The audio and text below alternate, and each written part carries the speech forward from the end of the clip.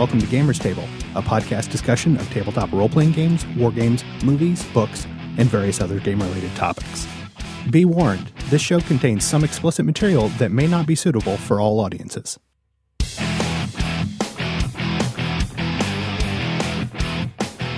Hello and welcome to Gamers Table. My name is Eric. This is Mike. This is Dan. This is Jason. And I'm Sean. This episode, we're going to do a review of Victoriana. Loved it. I want to play it right now. Awesome. That was a short episode. And out. And out. Roll credits. For those of you who do not listen to our actual play, that's what we used for our first series, was the second edition Victoriana. And if you haven't listened to our actual play, stop what you're doing right now, go back and listen to those episodes, and then listen to this.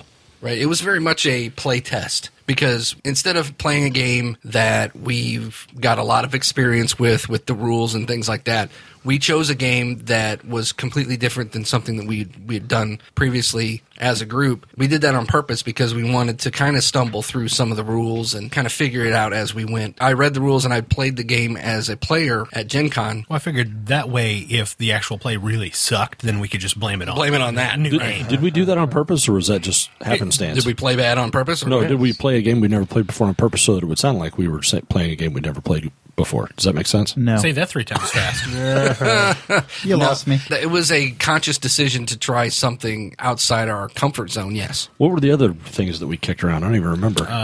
Promethean the Created was the Right. runner-up, which Eric kind of still worked in a smidgen. Well, I had a story in mind, and I just converted it over to Victoriana. was Just that, changed it. or I think we threw around Cthulhu a bit. Mm-hmm. I still like to see Cthulhu. Yeah, I think then we were really pushing for Dark Sun when Jason wasn't around. I wouldn't play that. I've not played it. So I think overall it was a good experience. It surprised me a little bit how much everybody kind of got into it. When I first brought up the concept of sitting down and recording our game sessions, what was your initial reaction to that? I wanted to do it just for the headphones and the mics, and I could hear everything, and I would pay attention. And that And it did. was a success. Yes, it really kept us Resounding from success. sidetracking and the My derailers. initial was I was not particularly interested in it because You're contrary. No, I'm not. Yes, you are. I didn't really want to edit it. Yeah. Because I thought that would be a grind, and it wasn't that bad. And then also the actual plays that I had listened to a long time forever ago, they were I thought kind of boring. So that's why Right. we kind of made it more of a radio show kind of thing, and I think that really worked. Yeah. And I think we could actually take that a step further. I think we're capable of doing that. You want to just do a radio show? Sure. Good morning, America. Oh, wait, No, no. you're talking about Like an old-timey. like Like a Flash Gordon. Like how the Lone Ranger got started. Right. As a serial. Yeah, that I think. No. I don't mean. I mean, we would still obviously role play. Gongs What I'm and saying is, triangles in the background.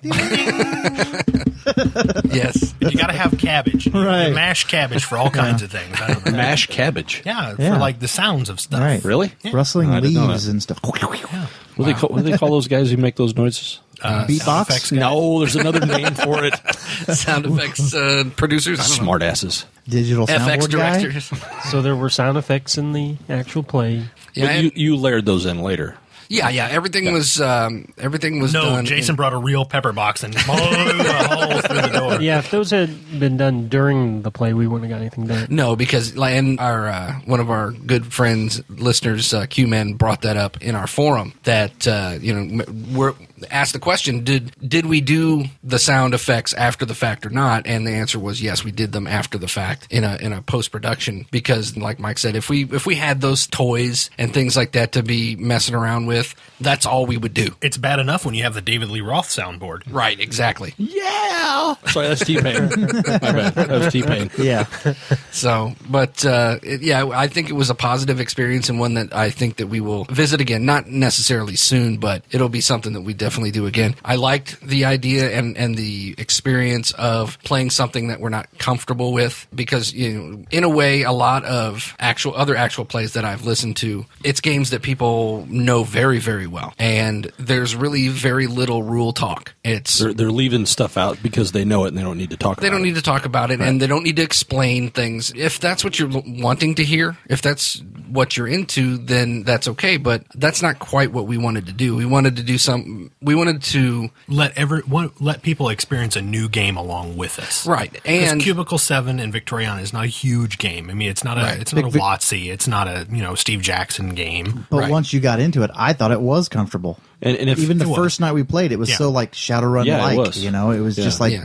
and if Cubicle 7 has a spike in sales and they'd like to attribute that to us, I'm sure we have no problem whatsoever. Well, you're talking about the setting, though. yes, the setting and Not the rule. Well, I love the no, rules. the rules were a little different. Yeah. but the setting and the gameplay, I thought it felt like I've played it before. I mean, It did. It felt natural. yeah. Yeah. The setting itself, now we'll kind of get into that. The setting itself is an late 1800s Victorian era London. Admittedly, I know very little about that time period, and that I know very little about London itself. Well, and you know even less about Victoriana and their time period because it's not Earth history. Right. It's Alternative. Victoriana Earth history. Right. The setting of the game is in that time, but it's also skewed a little bit. So you can kind of make mistakes Sure. and you can attribute it to, well, this isn't exactly Earth history. It has fantasy races in it, which wasn't that, we weren't that unfamiliar with because we've played Shadowrun for so long. I think the concept of the Beastmen was an interesting twist, especially when putting it into perspective that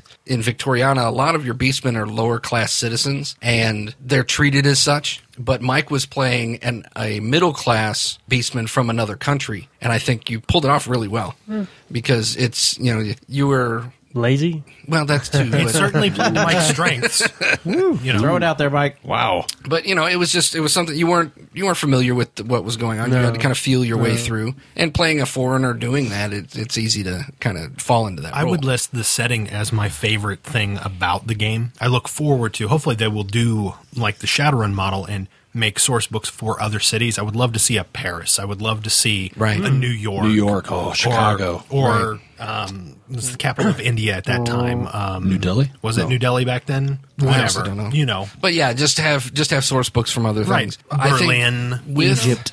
With Cubicle 7 being such a small press, I mean they're big enough. I mean they've got some pretty big games. I mean they've got the Doctor Who role playing game. They've got I'd imagine that eats up a lot of their time. yeah, but they also have a couple of other things. I that just saw today they released a second edition of something called like Chivalry and Clockwork and Chivalry. Clockwork and Chivalry. Yes, So like medieval. medieval. Yeah, it's like steampunk medieval times. It's like heavy black powder kind of. Oh, and I was yeah, like, that'd be cool. that would be perfect right about now that Vic has a pistol.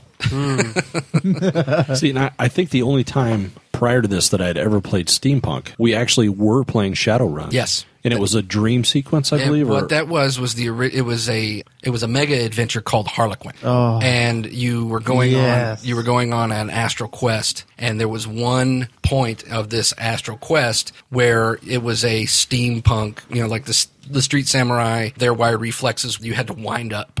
Right. You had like a dial on your chest, and you had to wind it up to activate your wire reflexes, and that was my first experience with that too. Now, we haven't played anything else, I don't believe, that was steampunk. no, I don't think so. And I really hadn't read anything steampunky. I read Difference Engine, but that was about it. See, now I bought that book, and I could not read it. I got like a chapter or two into it and just could not. It's because it was such a different way of thinking. Because at the time there was nothing else Right. like it. But yeah, so then now moving forward, now that you have things like Wild Wild West and things like that to look at, even Bad example, even Eric. the crappy Bad example. Well, I was gonna say even the crappy Will.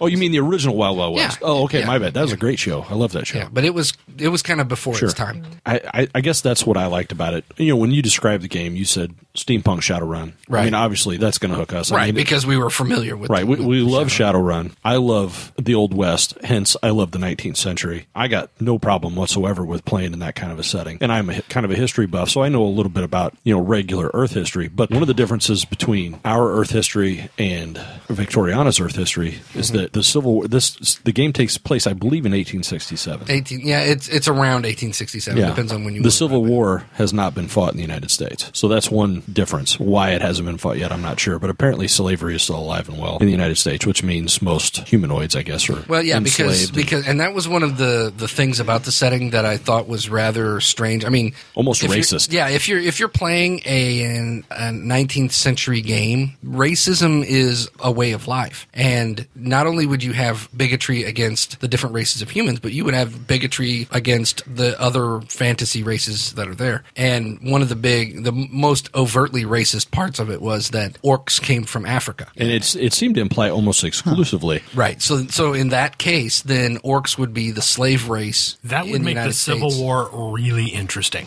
Yeah, wouldn't that be weird? Yeah. And not to imply that they were being racist in the way they produce the setting. See, the thing is, and that's the tricky thing you run into when you produce something and it stems from a previous era, because racism was a way of life back then, and that's something that, if you're going to play a game of that era, you have, and you want to be authentic. You got to represent it in some way. Right. Maybe making it orcs rather than African, maybe that was a more gentle way to approach but it almost seemed like if that is true, and I know that in the book it shows percentage of population, what percentage is human, what percentage is dwarf, what percentage was elf, etc. And I don't recall specifically, and naturally I still have the book sitting on my workbench at home, I'm sorry, or we could pop it open right now and look at it. I mean, it would seem to imply that almost the entire population of Africa would have been orcs. Would have been orcs. Which means you've basically transplanted African humans completely out of the setting. Now, I don't know if that's actually what they intended to do. Well, something I would like to ask the people who made that is,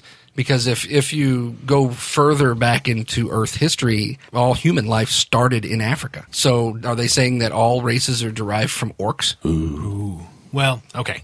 So I think we're treading into ground we probably ought not get into. I kind of wished you hadn't even brought it up. I think Dan will be. Yeah. Well, my thinking is, if it's in their defense, and if this makes it, I think English people perceive this topic a lot differently than Americans do. Absolutely. Yeah. There's the level of racism is not even close. Okay, so as for the setting itself, the books and things like that, most of you guys probably don't know, but the Victoriana that we played is quite a separation from the first edition Victoriana. Really? Not getting into specifics of the crunch specifics of rules, one of the main things that they tried to do was they were trying to make it more of they tried to make it less of a steampunk game and make it more of a period game. They wanted to inject the steampunk into it, and I injected more steampunk into it than is actually in the book. They have one source book, the Milner's Miscellany or something. Miscellany, which is an equipment book, and it's a very nice read, but as equipment books go, I didn't like it, because it really doesn't give you a good rundown of a lot of things. When you get an equipment book, you want it to be packed with equipment, and it's not. Was it more history? It had more history. It had a lot of era-specific things that you could buy and things like that, which was nice. But the section on steampunk stuff, clockwork stuff, was very small. And that's one of the reasons why I think they're releasing another book that's purely that. Cool. Because that's where I think this game's money is in. That's the bread and butter. Right. If you're gonna play Victoriana, chances are you're gonna hook people to play it by saying it's steampunk Shadowrun. Especially if they're cosplayers. Yes, because and LARPers. Is it polite to say LARPer now? I don't see why not. I didn't know. I don't know what else we would refer to it as. Right. Yeah. So I just don't want to alienate any listeners out there. Live action actors or something. I don't know. Fags. Oh. Whoa. That's Film Actors Guild. No, that's Film Actors Guild. Yes. Roan Reed. Okay, we need to qualify that. That is Team America. Team America, yes. And we will link to it now. Yes, and that was just a few days ago before this record that Kim I couldn't remember his name for a second, that he just died. So. Well, he was Ronray. So anyway, now moving away from setting. Yes. The setting was, I agree with everybody that the setting was probably the best part of it, and it's because it's so different from anything else that we've done. It was good and it was fresh. I don't think we've ever done anything in London at all in any game. Which does kind of surprise me. Yeah, we did. City Beyond the Gate. How long ago was that? Okay, 8th grade. Yeah, one time. Okay, when Jason brings something up, you're pretty much guaranteed it's from junior high. Okay, so we've been talking about a bunch of stuff that we liked. Okay. Yeah, okay. Snore. Right. Now we're moving into rules, and I know there's going to be some points of contention in this. If we played Pepperbox right, they should omit it or fix it. Okay, here's I thought Eric figured out that we were playing it broken, but it actually isn't broken. And I think that it needed to be clarified in the rules, because the rules for Pepperbox, you've got the combat rules, and then you had to find the rules for Volley 5